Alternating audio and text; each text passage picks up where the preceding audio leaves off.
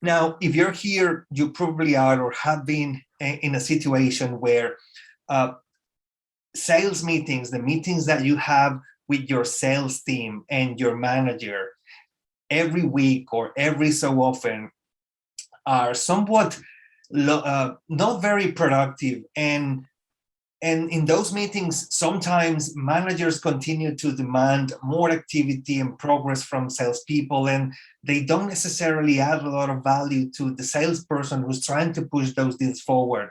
And sometimes salespeople are defensive and justifying why they did or why they didn't do things. And the problem with this is the team doesn't have clarity on what is it that they need to be executing on those deals week on week to progress and close those opportunities. Relationships begin to deteriorate, and ultimately sales targets aren't achieved.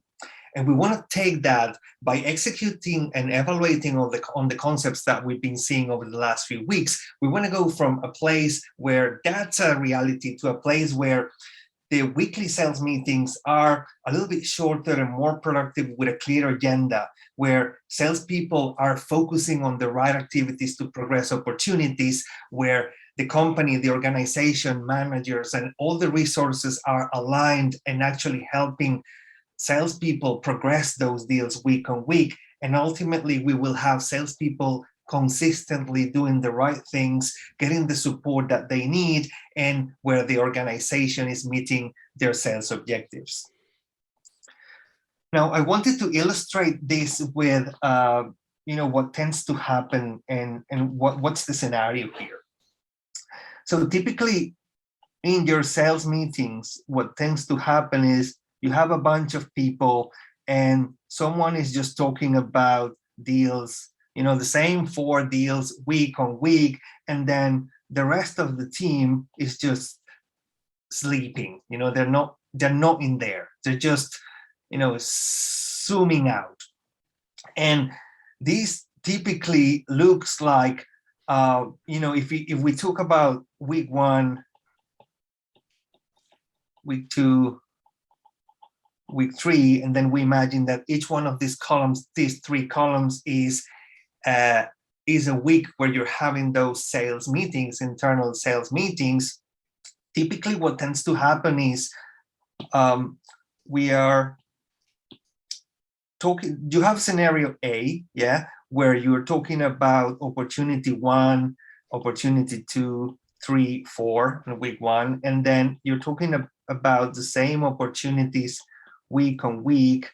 And then the problem with that is, from a sales perspective, if you look at the activity that happens week on week, activity, and then we look at week or time here, we probably are not going to have a lot of activity. So maybe we have 1 activity per week, or maybe another couple of activities the second week, maybe 1 activity or so. So the level of activity is not great, right? So we don't really know what's happening and what's the level of activity that salespeople are doing week on week.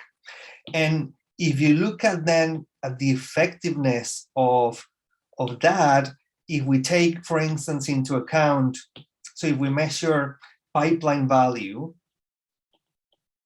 over time, what tends to happen is that over time, because there isn't enough activity and we're not focusing on process progress and basically taking those opportunities, progressing those opportunities, sometimes what tends to happen is that the pipeline over time doesn't grow.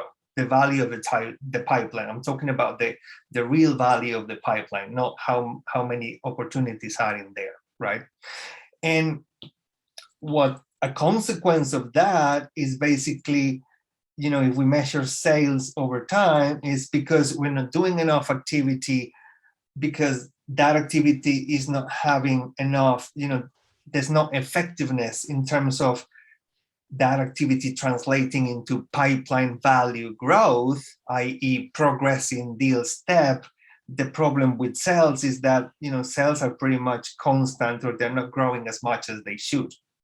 And so what we're trying to do with these new meetings and the new step where we're looking at executing and evaluating these concepts is, go from a situation where, some people are talking and some people are sleeping in the sales meeting. We want to go to a situation where everyone is talking about the same deals, and not only about deals, they're talking about progressing those deals. So perhaps we might be talking about deal 1 and then how to complete step 1 for that deal as a team. Maybe we will be talking about opportunity 2 and how to progress step 3 for that specific deal. And then the whole sales team and supporting people who are supporting the sales organization are talking the same language and are really looking to find ways to work as a team to progress opportunities consistently week on week. And that drives accountability for salespeople having to do those things that you agree on what to do as a team.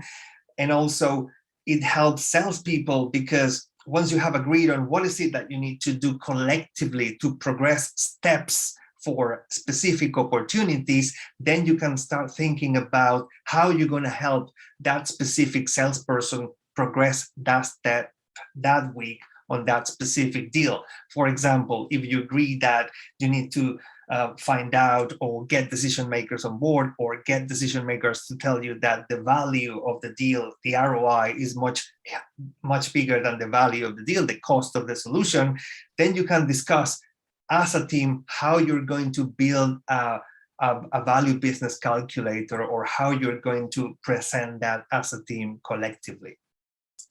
And the outcome of doing this and working this way is you're no longer talking about the same opportunities week on week while everyone else is just sleeping and not present and not adding value.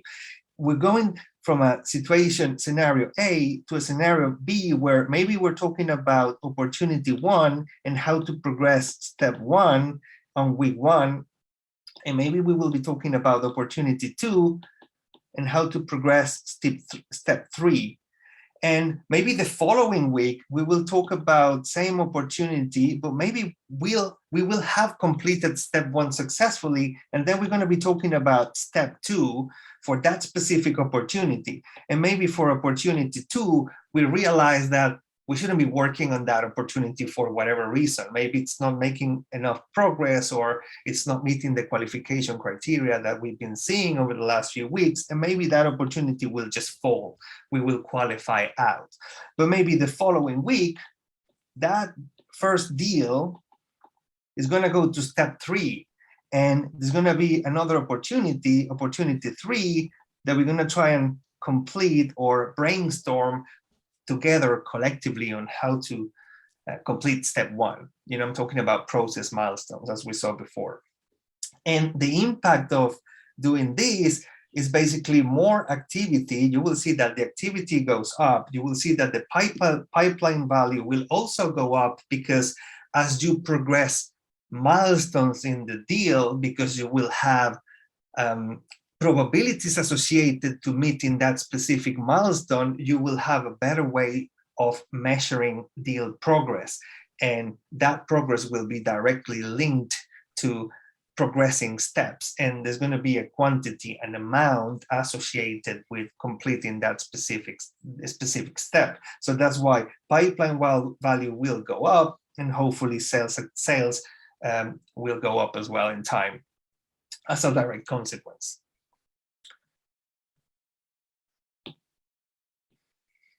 Now, there's a few things that we need, a few ingredients that we need to put into place to adapt, to make this switch, this transition that I'm talking about. The first thing that we need to do is to set the right expectations. And so what we're going to be doing is we're going to be talking about those specific steps that, objectives that we agreed and defined all the way back in step 1. We're going to make sure that everyone in sales, in the sales team, knows those objectives. And we're also going to be defining some scenarios where an opportunity should be immediately disqualified, maybe because they're not making enough progress or because there's not sufficient activity to justify working on that deal. So that's setting expectations. The next thing we're going to do is to work on an agenda or define a clear agenda for our weekly sales meetings. And that's going to have a couple of components. One, a reminder or a little report on how the salesperson is tracking against their KPIs or objectives, which we already set in step one. But also it's going to be a rundown on every single opportunity in the pipeline, but with a very specific focus, a focus on steps, what's going to be done, what was done last week to progress that specific step. And then once we have that agenda in place and everyone knows what they need to do and what they need to be talking about on that meeting, we need to prepare for that meeting in advance to make sure that the data that we're looking at is accurate, that everyone is on the same page and everyone has the same visibility of the status of that deal. And the fourth step is, because you will be focusing on steps and milestones, you will notice, especially sales managers and perhaps even salespeople will notice that there are certain steps that they don't complete so well, where they perhaps need some coaching and they need some hand holding. So that's when the deal review